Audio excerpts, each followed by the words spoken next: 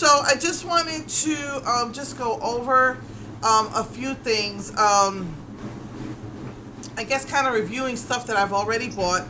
This palette, the Bare Necessities, yes, Bare Necessities, is almost the exact same thing as Milano Collection, except for the gray. I think the only difference I see is the gray, and then the black has the tiniest bit of shimmer in the Milano collections, and then of course it doesn't have the gray that Bare Necessities has. But they're almost the exact same thing. So if you own one, you might not want to own the other one, because Wet n Wild did release this as they took the Fergie name off and put Wet n Wild, and I think it's called Coming in Latte now or something like that. So, you know, you might not want to, but if you're a collector like me, and these are only $5, so yeah. And I don't know why I was drawn more to this one than that one. I'm not sure why. I think this one has an extra brown in it and then this one has the gray. So that was one thing I wanted to point out to you. As far as the brushes are concerned, they mostly cleaned really well, but this is what I was afraid of, was that you've got your foundation brush and your concealer brush. I could not get this back to white. It's got the tiniest tinge of beige, and that's kind of what I was afraid of. But you still got your pink, but your pink is a little peach now. And then the concealer brush, I could not get all that green out of it, so it still has some green all the way down here in the I guess where the glue is. So the powder ones and the rest of them cleaned really well. It was just the concealer and the foundation brush, which is what I was afraid of. But I did like how they worked, so you know, I guess that's okay. I mean, any brush you buy, any color brush you buy, even your white ones. I mean, look at my goat hair brushes. They're not white anymore. These are my goat hair brushes. They are not white anymore. They're not ever gonna be white again. And I like the goat hair brushes better. I think they give a better application. All right, and then the next thing I wanted to talk to you about is I don't know, unless you have a prominent lid, I will not use these the way they said in the palette. I was messing around with these, and yeah, I don't know. I don't think they look right the way they say in the palette. This one wasn't too bad, but yeah, I don't know. I don't think I would use them the way they say to use in the palette.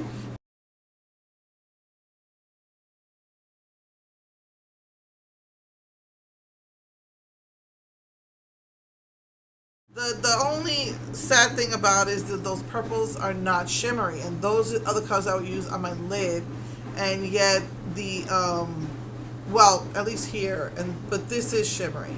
So I don't know. I mean, you might be able to get away with it with this one, but definitely not with that one. Unless you have a very prominent lid where you're supposed to put the darkest color on the lid. As for these are not multitasking at all. These are just pure up highlighters. There is barely any pigmentation in these at all. So yeah, no pigmentation whatsoever. Though they do give a nice little shimmer. They give a very nice shimmer. It's not like a heavy, which probably most people like. It's not a very heavy shimmer. Like some highlighters leave off such a shimmer that, you know, it glows from here to the outer space type of thing. But these are not like that. They're very soft shimmer. So I love, and you saw my swatches last week. I love that about it. But there's no eyeshadow actually going to be happening out of that. I'll tell you that much. But these liners, oh my goodness. You saw the swatches. Like I got that H2O liner in the green, and I hate it. It's a green shimmer, and it doesn't go on right. It's very watery. This one was a tiny bit watery, but it still went on. It left a really opaque line, and I used it with the shadows and I really liked it. And next week, that's what I'm going to do a look with.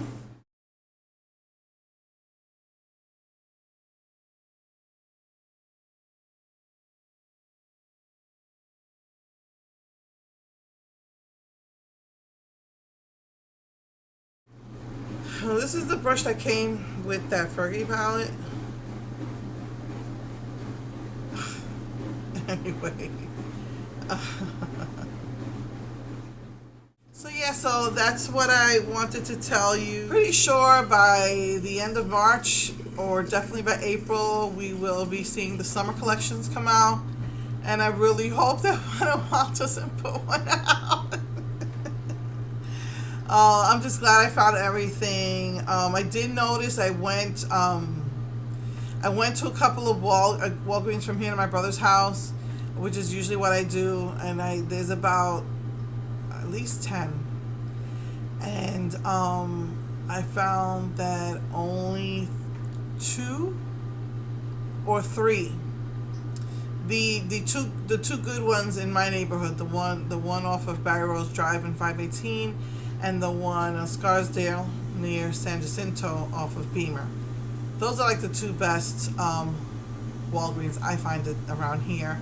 The one by my brother, there's one off of El Camino that's really good, but this year they didn't get it. The one that's been pretty good is the one off of NASA 1 in Clear Lake. That one, it was really good. That one got the collection, and I'm pretty sure, I would bet my life almost that the one in Alvin got the collection.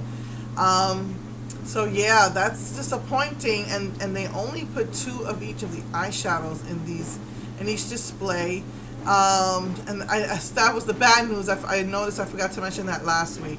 You have 3 of the highlighters, I believe 2 of each of these eyeliners, which is probably going to be neither here nor there for people. I believe 2 of each of the nail polishes. Though I saw like 4 or 5 of the tattoos that really didn't interest me. But yeah, the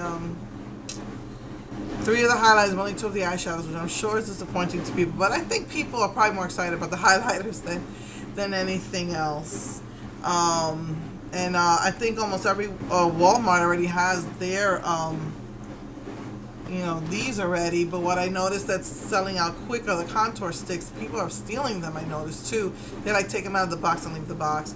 But I saw quite a bit of these, at least 2. Some had like 4 or 5. One was being bought out over the other. I can't remember which one. So yeah.